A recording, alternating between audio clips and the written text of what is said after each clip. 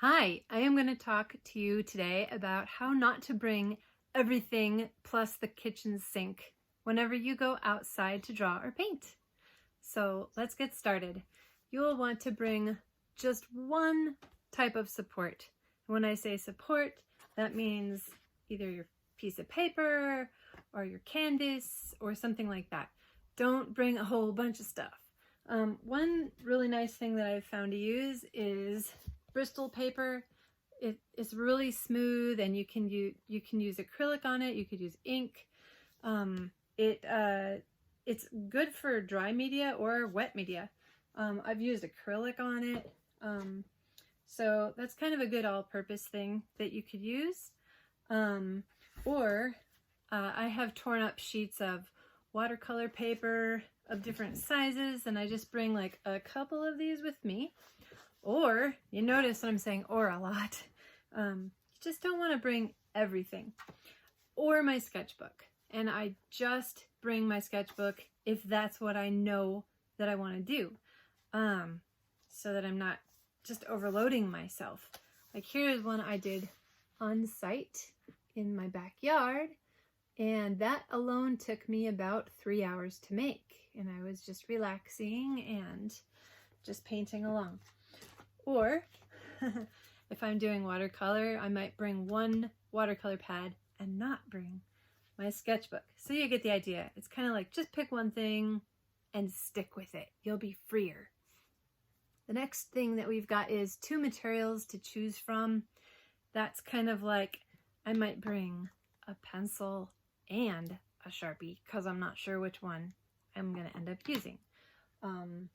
Or I might bring my one set of different widths of ink pens. You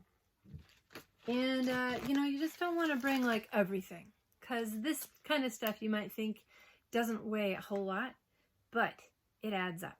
And if you have a backpack or some type of carrier, you're going to be sorry when you're trudging along and you're just carrying too much stuff. So try to narrow it down for yourself. And don't feel sad, because parameters can be really good for us, and they can make us go deeper and focus more with just the one thing that we have, or 2. So if I'm bringing, like if I was doing gouache or acrylic paint, this would be one of the things that I would bring. It would be a set of paints, and it's a small travel size that I just put into my bag. Usually I have one bag for each medium. This is my acrylic bag. That way if I'm like, ooh, I want to do acrylics, I have a little bag that has a box of paint in it already of every color, so I don't have to do a huge inventory of, oh no, I don't have black paint or something like that I need. And then I have a different bag for watercolor, and I have a different bag for dry media and pastel and things like that. So I'm not constantly having to dig everything out and restock everything in my bag. And then let's see what else we have. We have clipboard if you need a clipboard, pencil, eraser.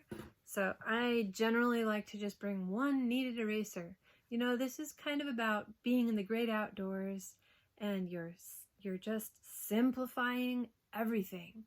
This is, you can always get back to your house or studio and do more detail work and bring out more mixed media or something like that. But while you're outside, it's really good to keep it simple. Tape, because I'm a tape fiend. Usually I just have a roll of tape with me, and that way if it gets windy and I need to, like if I have my paper on a clipboard, but then the bottom of the paper keeps flapping around, I can put a piece of tape around it to secure it. So tape is always good to have along. It doesn't take up that much room.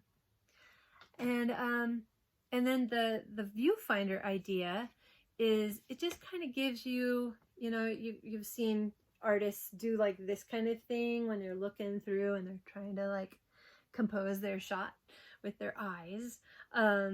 So this helps you be able to isolate. Do you see how I'm making like a little crop on that lamp behind us? So you know, you can say like, oh, I want more negative space kind of like below it, and I want the top to kind of be off center like that. You see how you can make your picture as you're looking through this? You know, you can compose your shot, and if it's a tree or something that you're looking at, you can say, oh, I can see the top of the tree is like maybe 1 inch from the top of my viewfinder. Therefore, I'm going to make a little mark 1 inch from the top of my paper, and then this one branch here almost touches the edge, and it starts in the center, but it kind of goes like this. And so maybe I'll make a mark down here in the center of my paper, and then I'll make, you know, a little swooping line, and it stops right there on my paper to give myself some kind of a really cool way of composing the tree. So I'm not just starting to draw the tree and then it just winds up wherever it winds up. So I make little mark there, mark there, mark there, you know, and the big overall shape first, really lightly on my piece of paper. And I know kind of the shape of the tree and how far, or how top to bottom and side to side, how wide and how tall the thing is on my composition. So that's what a viewfinder is, you know, worth. And I just use, like, this is a mat, ready-made mat. You can get, like, this is a 5x7 mat. It's kind of nice because you can, it's very handy when you're looking at nature, especially when you're in the outdoors. So I highly recommend one of these pre-cut things. You guys, that's pretty much it. I have a couple other things. If you are using water media, I like to use a scope bottle. Like, you just can buy this in the travel section of a grocery store. And if you combine the mouthwash with your home mouthwash, now you can rinse it out and use this as water. It's very spill-proof because it's meant to be spill-proof. So, and then a water container you can buy at an art supply store. I think they even sell like dog dishes that collapse for hiking with your dog, but why not use that for water? I mean, it collapses down really nicely, so you can take it with you and it doesn't take a lot of room. It's kind of cool. And then last thing I want to show you is this is what I always have in my backpack, no matter what. It's a watercolor kit.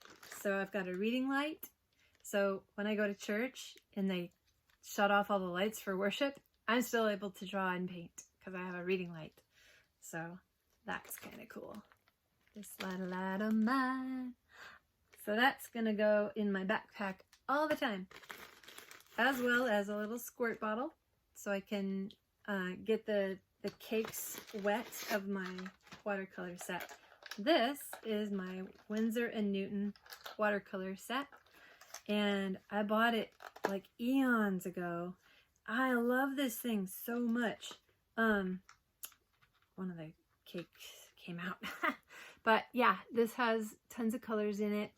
I've actually custom ordered some colors from Daniel Smith that I just experimented and, you know, to see which colors I really, really love and use. But then these are my little brushes. They fit right in here. I sawed off the end of one of them and sanded it down so that my favorite brushes could go in here. And that's it. And I squirt it with water, and I pour a little bit of water right into that little well right there, and I go to town. So this is always in a Ziploc bag, and try to keep that in a separate container, separate compartment if you have a backpack or a purse, separate from books or journals or anything valuable, because this has water in it. So if that leaked, you would be sad. All right, well, you guys, that is my tip as far as how to pack lightly when you go out and about in the great outdoors. And right now, I usually wear a bandana. That way, if I am out and about and I need to cover my face as a mask, you know, if I'm like on a skinny little trail and going by other hikers or something like that, I can just do this for a moment, and then I I just wear it the rest of the time without being encumbered by a face mask. So I hope that you have a lot of fun drawing and painting and creating in God's amazing creation. It is one of my favorite things to do, and I can't wait to see what you share with me on this website. Thanks for sharing so much. I'll see you later.